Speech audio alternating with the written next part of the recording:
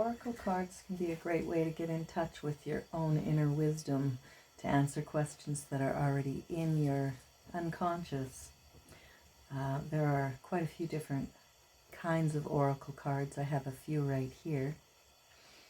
And there are also wisdom cards, which just tend to be a single card spread and have a message on the back of them. The other cards have more of a detailed description, and there are thousands of different decks, and it's just a matter of finding one that speaks to you. So how they work is, for example, I tend to draw a wisdom card every morning. Just a quick little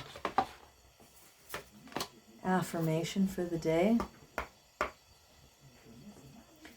And you just shuffle the cards until you feel that it's time. Sometimes a card will jump out at you, and if it does, just put that card aside. It may tell you something more about the question you might have in your mind. There's no real rules. I like to cut the deck and take my card from the cut.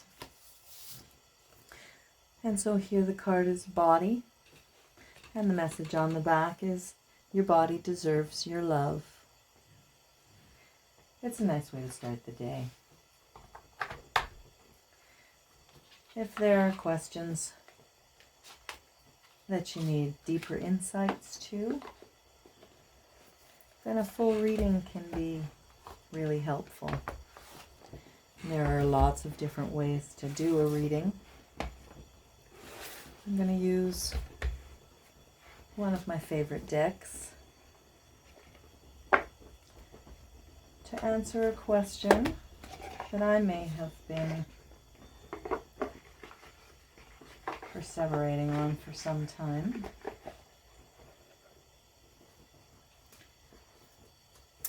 This deck just has the same picture on the back, and then it has a symbol with a beautiful picture on the inside. We knock on the cards to clear the energy from the previous reading. And then I just shuffle until I feel that the time is right to stop.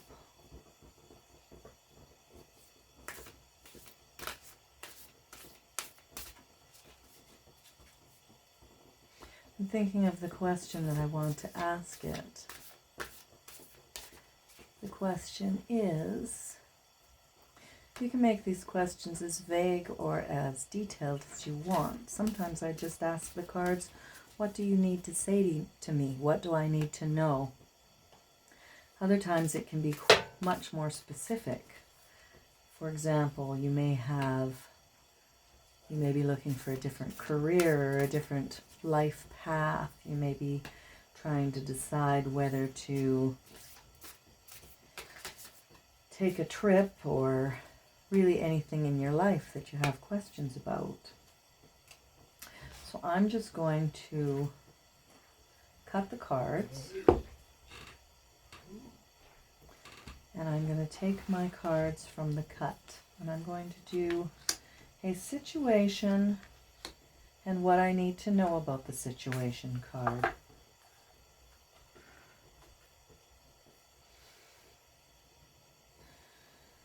The situation is,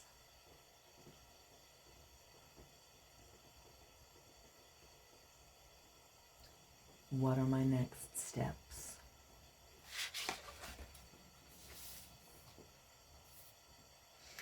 And I have gotten the Water Guardian, connect with your emotions.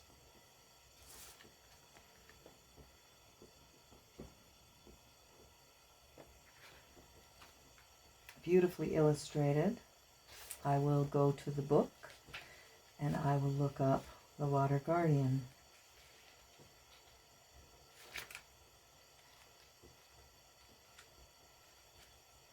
The Water Guardian's message is connect with your emotions. Take time to understand how you really feel. Know that your sensitivity is not a curse, but a gift that allows you to receive and understand messages directly from your soul. And then there's a little description about the card. Water is the element that is in your blood, your tears, and your flesh. The Water Guardian represents the angels of water who can help you dive within to understand the depth of your emotions. These angels are all about helping you see that your emotions aren't just the feelings that are on the surface, they're also the old emotions that you may have locked deep within the shadows of your soul. Through helping you acknowledge your deepest emotions, the angels of water will help you hear the messages they have for you and to unlock your intuitive powers and the energies of abundance. And then they give an extended message as well. Your angels want you to know that it's okay to feel the emotions that are surfacing in you at this time. It doesn't matter if they're joyous or sad. They are all powerful messengers that allow you to understand what you want and need. Taking time to breathe and acknowledge them lets them flow through you rather than crashing down on you as an overwhelming wave. Note that there are also intuitive psychic messages arising in you at this time, and unless you acknowledge everything as it comes up, you may miss important guidance that can lead you to support and love. And so for me, that seems quite apt with the situation that I'm considering, because there are a lot of emotions involved. And I was fearing that I may be making an emotional decision rather than a rational one. Now the second card in this spread is what to do about it.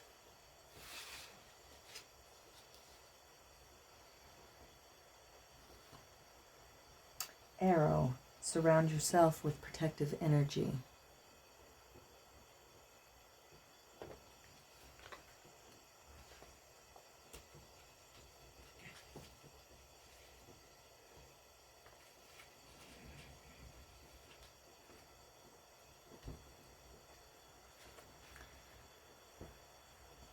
Surround yourself with positive people and experiences and environments that make you feel safe. Call on your angels, guides, and ancestors to bring you protection. In the About section, it says, arrows have long been revered as symbols of protection, as many hunter-gatherers would use the bow and arrow as a weapon of defense. When an arrow appears in meditation or dreams or an oracle reading, it's a sign you need to protect yourself and what's important to you, because not everyone has the same intentions as you do. This doesn't mean that people are intentionally wanting to hurt you, but they could be careless in their choices and actions, and this could affect you. There are energies around you that could lower your vibration, and it's important you become aware of them and aren't brought down by them. And in the extended message, it reads, if you are in a situation where you feel that not everything is as clear as it seems, trust your intuition. There are energies in your current situation that aren't fully aligned with your intentions and goals, or with kindness. Follow your intuition about whom to trust and what to trust. If you can take time to retreat or to step out of this situation to assess what is going to be beneficial for you, do so. In any event, this is a time to call on the energy of protection and to place yourself in a space that feels safe.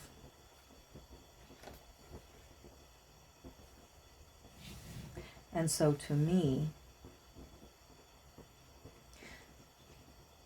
this indicates that connecting with my emotions is not a bad thing.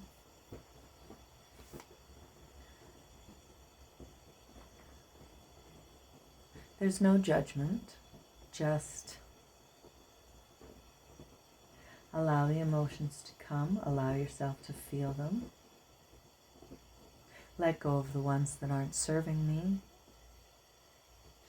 And at the same time, I have the protection of the arrow so that I can protect myself from any further distress while I make the transition. And so those are just a couple of the ways that these decks can be used.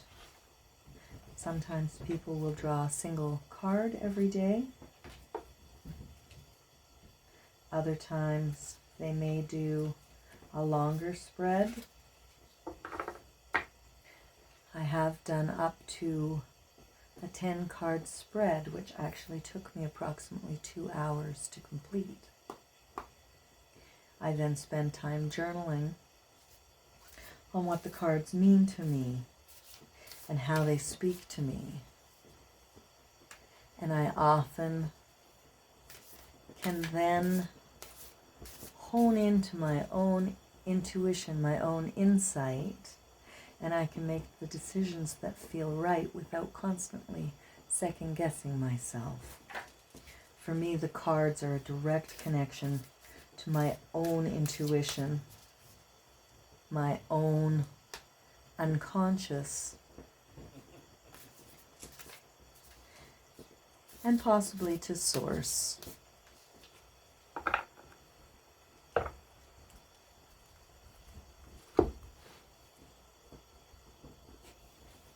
Thank you for watching.